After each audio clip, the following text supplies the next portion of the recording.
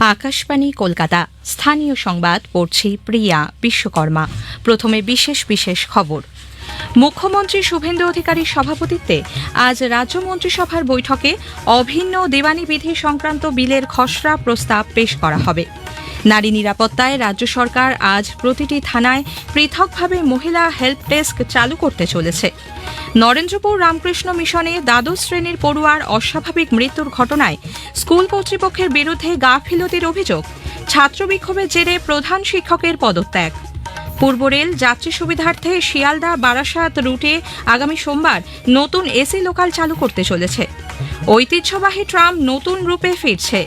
দক্ষিণেশ্বর থেকে কালীঘাট এবং রাজারহাট নিউ টাউনে নতুন ট্রাম রুট চালুর পরিকল্পনা করছে সরকার। উত্তর ও দক্ষিণবঙ্গের বেশ কিছু জেলায় আজ হালকা থেকে মাঝারি বৃষ্টির পূর্বাভাস। মৎস্যজীবীদের আগামীকাল থেকে পরবর্তী বিজ্ঞপ্তি না দেওয়া পর্যন্ত সমুদ্রে যেতে নিষেধ করা হয়েছে। আসছি বিস্তারিত খবরে। মুখ্যমন্ত্রী শুভেন্দু অধিকারীর সভাপতিত্বে রাজ্য মন্ত্রিসভার আজ বৈঠকে বসবে। বৈঠকে অভিন্ন দেওয়ানি বিধি ইউসিসি সংক্রান্ত বিলের খসড়া প্রস্তাব পেশ করা হবে। ইউসিসি প্রণয়নের জন্য গুজরাট, উত্তরাখণ্ড ও অসমের অনুকরণে সুপ্রিম কোর্টের অবসরপ্রাপ্ত বিচারপতি রঞ্জনা দেশাইয়ের নেতৃত্বে একটি কমিটি গঠন করা হয়েছে। এই কমিটির সুপারিশ অনুযায়ী আগামী আগস্ট মাসে বিধানসভায় অভিন্ন দেওয়ানি বিধি বিল পেশ করা হবে। বিবাহ, ডিভোর্স, দত্তক সহ মোট 9টি বিষয়ের উপর সমীক্ষা করবে এই কমিটি। এদিকে বাজেট বরাদ্দ অনুযায়ী সুনির্দিষ্ট কর্মপরিকল্পনা তৈরি, নির্দিষ্ট সময়ে তার বাস্তবায়ন এবং বিভিন্ন দপ্তরের কাজের পর্যালোচনা করতে রাজ্য সরকার আজ বৈঠকে বসছে। মহিলাদের নিরাপত্তায় রাজ্য সরকার আজ প্রতিটি থানায় পৃথকভাবে মহিলা হেল্প ডেস্ক চালু করতে চলেছে। মুখ্যমন্ত্রী তথা স্বরাষ্ট্রমন্ত্রী শুভেন্দু অধিকারী গতকাল নেতাজি ইন্ডোর স্টেডিয়ামে আয়োজিত অনুষ্ঠানে বলেন, প্রতিটি মহকুমায় একটি করে মহিলা পুলিশ থানা চালু করা হবে। রাজ্যে গড়ে তোলা হবে দুর্গা বাহিনী। অপরাধ দমনে দ্রুত ঘটনাস্থলে পৌঁছতে চালু করা হবে 112 হেল্পলাইন নম্বর। ক্যাবিনেটে নারী সুরক্ষার জন্য এবং বিগত দিনে যত অত্যাচার হয়েছে আপনাদের জন্য নারী সুরক্ষা কমিশন তৈরি করা হয়েছে। আগামী মহালয়া দুর্গাপূজার আগে মাতৃপক্ষের সূচনায় আমরা 112 চালু করতে চলেছি। প্রতি থানাতে একটি ডেডিকেটেড গাড়ি দেওয়া হবে। ওই গাড়ি পশ্চিমবঙ্গে এই মুহূর্তে থানাতে অভিযোগ এলে পুলিশ পৌঁছানোর সময় হচ্ছে এভারেজ 3 ঘন্টা। 112 চালু হলে আশা করি দ্রুততার সঙ্গে সময় কমবে। জোকায় ভারত সেবাশ্রম সংঘ পরিচালিত হাসপাতালে অত্যাধুনিক নিউরো আইসিইউ ইউনিটের উদ্বোধন করেছেন মুখ্যমন্ত্রী শুভেন্দু অধিকারী। গত সন্ধ্যায় তিনি ওই অনুষ্ঠানে ভারত সেবাশ্রম সংঘের মানব সেবামূলক কাজের ভূয়সী প্রশংসা করেন এবং হাসপাতালের উন্নয়নে রাজ্য সরকারের সব ধরনের সহযোগিতার আশ্বাস দেন। মুখ্যমন্ত্রী বলেন, অতীতে রাজনৈতিক হিংসায় আক্রান্ত বহু মানুষের চিকিৎসার জন্য যখন সরকারি ও বেসরকারি হাসপাতালের দরজা কার্যত বন্ধ হয়ে গিয়েছিল, তখন ভারত সেবাশ্রম সংঘের হাসপাতালই তাদের পাশে দাঁড়িয়েছিল। বিশেষ করে দক্ষিণ 24 পরগনায় রাজনৈতিক হিংসায় আহতদের চিকিৎসায় এই হাসপাতালের ভূমিকার কথা উল্লেখ করেন শ্রী অধিকারী। দক্ষিণ 24 পরগনার নরেন্দ্রপুর রামকৃষ্ণ মিশনে দ্বাদশ শ্রেণীর পড়ুয়ার অস্বাভাবিক মৃত্যুকে কেন্দ্র করে চাঞ্চল্য ছড়িয়েছে। জানা গেছে, গত মঙ্গলবার উত্তর 24 পরগনার মধ্যম গ্রামের বাসিন্দা দীপ্তাংশু মাহাতো নামে ওই ছাত্র ক্লাস চলাকালীন একটি ফ্লাস্ক থেকে গরম চা খেয়ে ফেলার পর অসুস্থ বোধ করতে থাকে। কয়েক ঘণ্টা পরে তাকে হাসপাতালে নিয়ে যাওয়া হলে চিকিৎসকরা মৃত ঘোষণা করেন। পরিবারের অভিযোগ, স্কুল কর্তৃপক্ষ বিষয়টি জানার পরেও দ্রুত তাকে হাসপাতালে নিয়ে না গিয়ে অযথা দেরি করে। তার মৃত্যুর জন্য মিশনের গাফিলতিকেই দায়ী করেছেন ওই ছাত্রের বাবা। গরম চায়ে খাদ্যনালী সহ অন্য অভ্যন্তরীণ অংশ পুড়ে গিয়েই দীপ্তাংশুর মৃত্যু হয়েছে বলে প্রাথমিক অনুমান। ঘটনার প্রতিবাদে গতকাল বিক্ষোভ দেখান ছাত্র ও অভিভাবকরা। এরপরই মিশনের প্রধান শিক্ষক ইষ্টেশানন্দ মহারাজ পদত্যাগ করেন।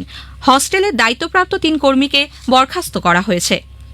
পূর্ব মেদিনীপুরের হলদিয়ায় ন্যাপথাবাহী পাইপলাইনে অগ্নিকাণ্ডে দগ্ধ আরও একজনের মৃত্যু হয়েছে। এই নিয়ে মৃতের সংখ্যা বেড়ে হল 2। রেললাইন সংলগ্ন ঝুপড়ির বাসিন্দা বছর 29-এর মইদুল ইসলাম কলকাতায় চিকিৎসাধীন ছিলেন। আগুন লাগার কারণ খতিয়ে দেখতে মুম্বাই থেকে বিশেষজ্ঞ দল হলদিয়ায় পৌঁছেছে বলে খবর। হুগলির শ্রীরামপুরে 2023 সালে রামনবমীর মিছিলে হামলার ঘটনায় ধৃত তৃণমূল কংগ্রেস কাউন্সিলর শাকির আলীর নির্দেশেই বোমা মজুত করা হয়েছিল বলে এনআইএ আদালতে জানিয়েছে।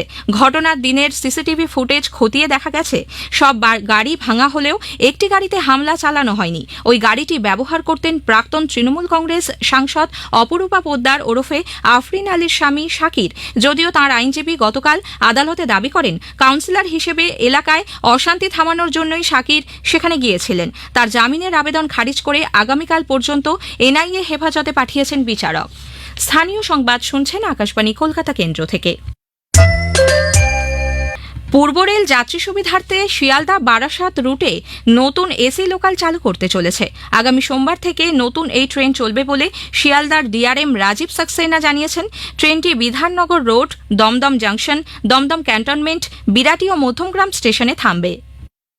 सियालदा से बारासात जो भी बहुत बिजी एरिया है, तो 10:33 पर एक सर्विस सियालदा से स्टार्ट होगी, बारासात पहुंचेगी 11:18 पर और 11:29 पे तुरंत वापस बारासात से सियालदा। तो इवन जो ऑलमोस्ट पीक आवर जैसे बारासात कोर्ट किसी को जाना है सियालदा से, वो लोग भी सर्विस को अवेल कर सकते हैं। मार्केट एरिया भी किसी को आना है तो ऑलमोस्ट बिल्कुल पीक तो नहीं है लेकिन स्लाइटली ऑफ पीक कह सकते हैं, तो उस समय एक सर्विस दे रहे हैं। लेट अस सी इसका क्या पैट्रोनेज होता है। পাশাপাশি সন্ধ্যার ব্যস্ত সময়ে ডায়মন্ড হারবার ও হাসনাবাদ শাখায় অতিরিক্ত ইএমইউ পরিষেবা, আমঘাটা কৃষ্ণনগর এবং বারাসাত দমদম ক্যান্টনমেন্ট শাখায় নতুন লোকাল পরিষেবা চালু হবে। শিয়ালদা রানাঘাট লোকাল কৃষ্ণনগর পর্যন্ত, রানাঘাট শান্তিপুর কৃষ্ণনগর লোকাল আমঘাটা পর্যন্ত সম্প্রসারণ করা হবে। রাজ্যে নতুন সরকার কলকাতার ঐতিহ্যবাহী ট্রাম পরিষেবাকে পূর্ণ মর্যাদায় ফিরিয়ে আনবে। বণিক সভা মার্চেন্টস চেম্বার অফ কমার্সের এক অনুষ্ঠানে পরিবহন মন্ত্রী অর্জুন সিং জানিয়েছেন, শহরে ট্রামের পুরনো 70টি রুটই বহাল রাখা হবে।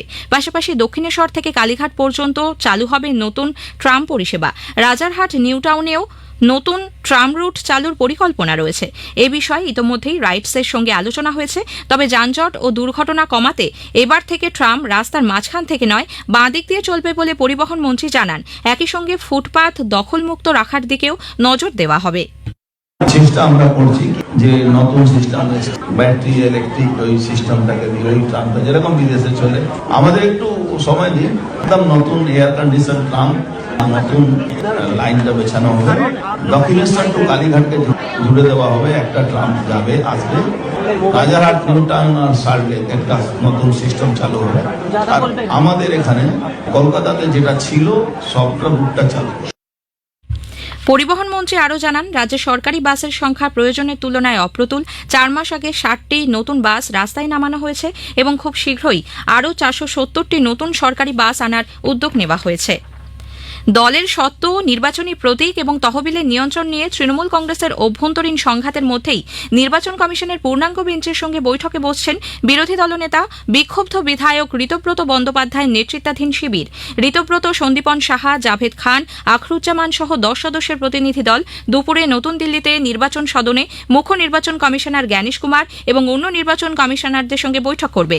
দিল্লি রওনা হওয়ার আগে গতকাল বিমানবন্দরে ঋতব্রত বন্দ্যোপাধ্যায় সাংবাদিকদের বলেন, নির্বাচন কমিশনের ফুল বেঞ্চের সঙ্গে আমাদের একটা অ্যাপয়েন্টমেন্ট রয়েছে। আমাদের 22 তারিখ স্পেশাল সেশনের পর আমরা নির্বাচন কমিশনকে লিখিত আকারে সবটা জানিয়েছি এবং আমরা একটা অ্যাপয়েন্টমেন্ট সিক করেছি। তো সেই অ্যাপয়েন্টমেন্টটা গ্রান্টেড হয়েছে, সেজন্য নির্বাচন কমিশনকে ধন্যবাদ জানাই। এখন আমরা ফুল বেঞ্চের সঙ্গে বসবো, তখন আমাদের যা বক্তব্য আছে সেটা নির্বাচন কমিশনের ফুল বেঞ্চে আমরা সেটা জানাবো। বৈঠকে তৃণমূল কংগ্রেসের প্রকৃত সাংগঠনিক নিয়ন্ত্রণ, দলীয় তহবিলের অধিকার এবং জোড়া ফুল প্রতীক নিয়ে ঋতব্রত শিবির তাদের দাবি কমিশনের সামনে তুলে ধরবে বলে মনে করা হচ্ছে। এদিকে 21শে জুলাইয়ের সভার প্রস্তুতির জন্য গতকাল দক্ষিণ কলকাতা সাংগঠনিক জেলার তৃণমূল কংগ্রেস সভাপতি বৈশানর চট্টোপাধ্যায়ের ডাকে বৈঠক হয়। সভায় ফোনে বক্তব্য রাখেন তৃণমূল কংগ্রেস নেত্রী প্রাক্তন মুখ্যমন্ত্রী মমতা ব্যানার্জি। তৃণমূল কংগ্রেসের সাধারণ সম্পাদক ডায়মন্ড হারবারের সাংসদ অভিষেক ব্যানার্জির চালু করা সেবাশ্রয় স্বাস্থ্য শিবিরে অনিয়মের অভিযোগের যথাযথ তদন্ত হবে বলে জানিয়েছেন মুখ্যমন্ত্রী শুভেন্দু অধিকারী। দক্ষিণ 24 পরগনার বিষ্ণুপুর থানায় সেবাশ্রয় নিয়ে একাধিক অনিয়ম ও নিয়ম লঙ্ঘনের অভিযোগ দায়ের করেছেন বিজেপি নেতা অভিজিৎ দাস ওরফে ববি। সারদা সহ বিভিন্ন বেআইনি অর্থলগ্নি সংস্থার আমানতকারীদের টাকা ফেরানোর জন্য গঠিত এসপি তালুকদার কমিটির মেয়াদ 30 সেপ্টেম্বর পর্যন্ত বৃদ্ধি করেছে কলকাতা হাইকোর্ট। 30 জুন এই কমিটির মেয়াদ শেষ হয়। দক্ষিণবঙ্গের ওপর মৌসুমী বায়ু সক্রিয় থাকায় আজও কিছু জেলায় বিক্ষিপ্তভাবে হালকা থেকে মাঝারি বৃষ্টির পূর্বাভাস। আগামীকাল থেকেই দক্ষিণবঙ্গে বৃষ্টির পরিমাণ বাড়বে। মৎস্যজীবীদের আগামীকাল থেকে পরবর্তী বিজ্ঞপ্তি না দেওয়া পর্যন্ত সমুদ্রে যেতে নিষেধ করা হয়েছে। অন্যদিকে উত্তরবঙ্গের কিছু কিছু জেলায় বিক্ষিপ্তভাবে আজ হালকা থেকে মাঝারি বৃষ্টি হতে পারে। শেষ করার আগে স্থানীয় সংবাদের বিশেষ কিছু অংশ আরও একবার। মুখ্যমন্ত্রী শুভেন্দু অধিকারীর সভাপতিত্বে আজ রাজ্য মন্ত্রিসভার বৈঠকে অভিন্ন দেওয়ানি বিধি সংক্রান্ত বিলের খসড়া প্রস্তাব পেশ করা হবে। নারী নিরাপত্তায় রাজ্য সরকার আজ প্রতিটি থানায় পৃথকভাবে মহিলা হেল্প ডেস্ক চালু করতে চলেছে। স্থানীয় সংবাদ শেষ হলো। আকাশবাণী খবর পড়ছি প্রবীর ভট্টাচার্য। এখনকার বিশেষ বিশেষ খবর হলো ষোড়শ ভারত জাপান শীর্ষ সম্মেলন আজ শুরু হচ্ছে। প্রধানমন্ত্রী নরেন্দ্র মোদী বলেছেন যে জাপানের প্রধানমন্ত্রী সানায়ে তাকাইচির সঙ্গে তিনি বিস্তারিত আলোচনার অপেক্ষায় রয়েছেন। চলতি অর্থবছরে ইপিএফ জমার উপর 8.25% সুদের হার ঘোষণা হয়েছে। এয়ার মার্শাল আশুতোষ দীক্ষিত বায়ুসেনার নতুন vice chief of air staff হিসাবে এবং লেফটেন্যান্ট জেনারেল সন্দীপ জৈন সেনাবাহিনীর vice chief of army staff হিসেবে দায়িত্ব গ্রহণ করেছেন।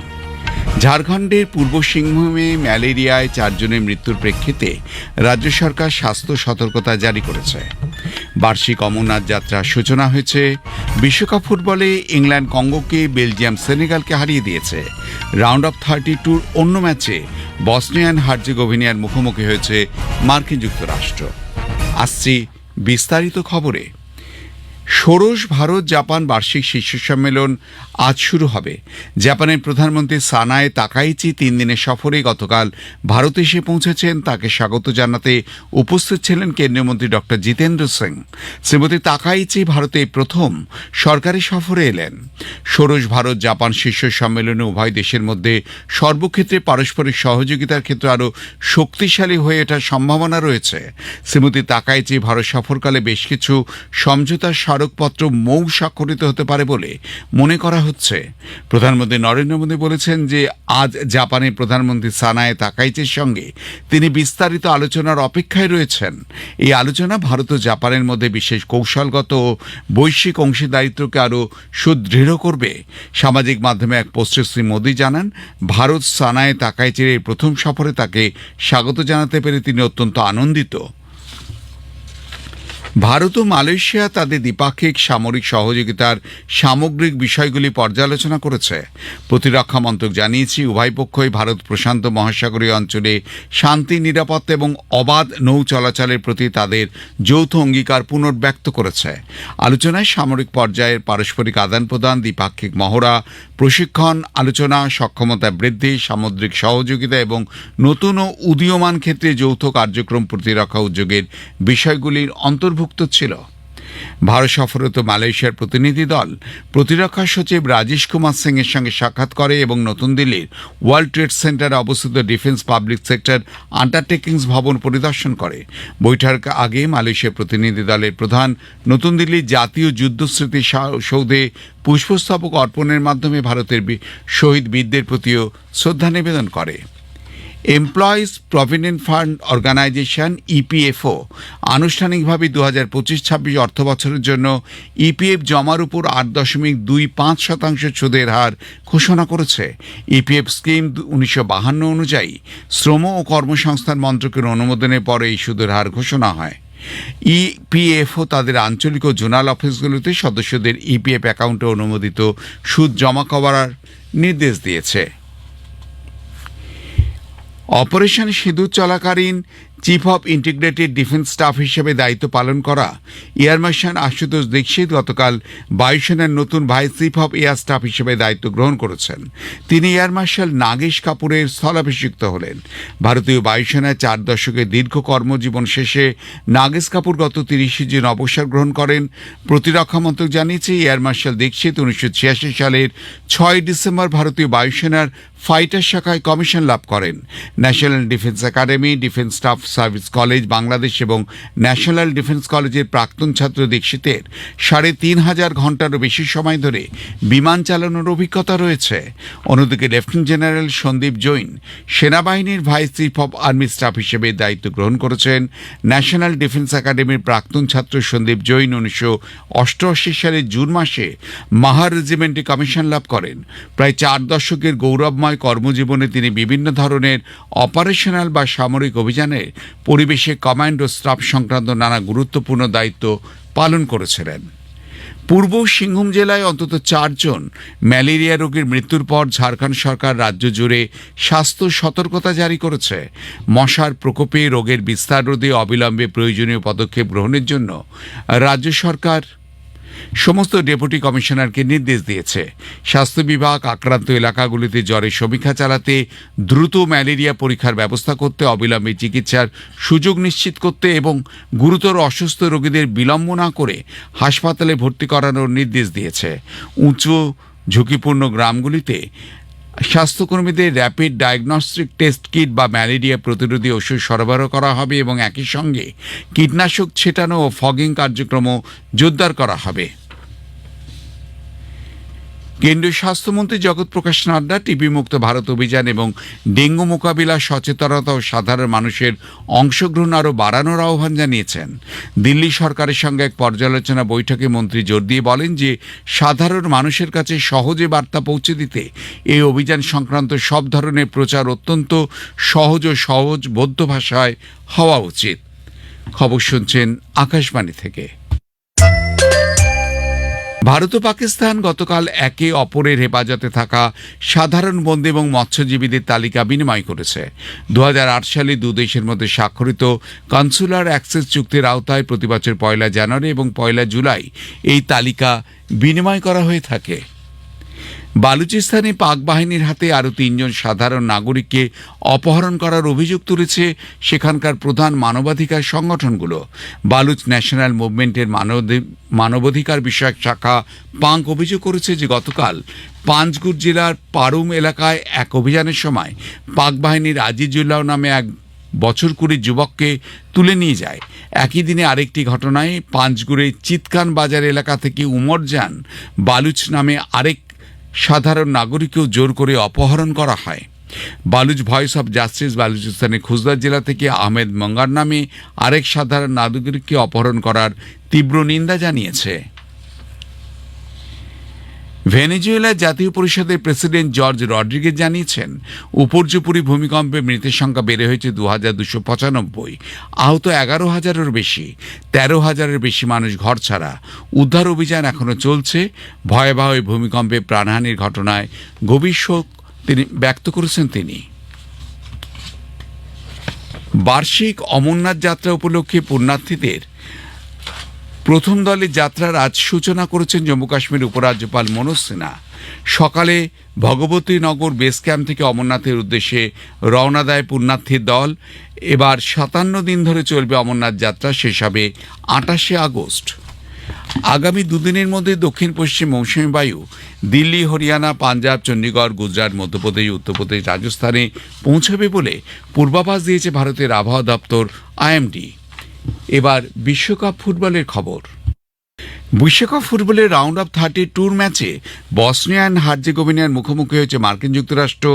ভারতীয় সময় ক্যালিফোর্নিয়ার সান ফ্রান্সিসকোর বেরিয়া স্টেডিয়ামে ভোর 5:30টায় খেলা শুরু হয়েছে। শেষ পাওয়া খবর অনুযায়ী ফলাফল 2-0 রয়েছে। রাউন্ড অফ 32 অপর ম্যাচে গতকাল রাতে ইংল্যান্ড গণতান্ত্রিক কঙ্গোকে 2-1 গোলে হারিয়ে দিয়েছে। বেলজিয়াম সেনেগালকে 3-1 গোলে হারিয়ে দিয়েছে। চলতি মাসের 25 তারিখ থেকে শুরু হচ্ছে 135তম ডুরান্ড কাপ ফুটবল প্রতিযোগিতা। কলকাতায় হবে উদ্বোধনী ম্যাচ। কলকাতার পাশাপাশি রাঁচি, ইম্ফল, শিলং ও গুয়াহাটিতে প্রতিযোগিতার অন্যান্য ম্যাচগুলি অনুষ্ঠিত হবে। শেষ করবার আগে খবরে বিশেষ কিছু অংশ আরেকবার। ষোড়শ ভারত জাপান শীর্ষ সম্মেলন আজ শুরু হচ্ছে। প্রধানমন্ত্রী নরেন্দ্র মোদী বলেছেন জাপানের প্রধানমন্ত্রী সানায়ে তাকাইচির সঙ্গে তিনি বিস্তারিত আলোচনার অপেক্ষায় রয়েছেন। চলতি অর্থবছরে EPF জমার উপর 8.25% সুদের হার ঘোষণা হয়েছে। এয়ার মার্শাল আশুতোষ দীক্ষিত বায়ুসেনার নতুন vice chief of air staff হিসেবে এবং লেফটেন্যান্ট জেনারেল সন্দীপ জৈন সেনাবাহিনীর vice chief of army staff হিসেবে দায়িত্ব গ্রহণ করেছেন। ঝাড়খণ্ডের পূর্ব সিংভূমে ম্যালেরিয়ায় 4 জনের মৃত্যুর প্রেক্ষিতে রাজ্য সরকার স্বাস্থ্য সতর্কতা জারি করেছে। বার্ষিক অমরনাথ যাত্রার সূচনা হয়েছে। বিশ্বকাপ ফুটবলে ইংল্যান্ড কঙ্গোকে, বেলজিয়াম সেনেগালকে হারিয়ে দিয়েছে। রাউন্ড অফ 32 অন্য ম্যাচে বসনিয়ান হার্জেগোভিনার মুখোমুখি হয়েছে মার্কিন যুক্তরাষ্ট্র। শেষ পাওয়া খবরে 2-0 আমেরিকা এগিয়ে রয়েছে। খবর শেষ হলো।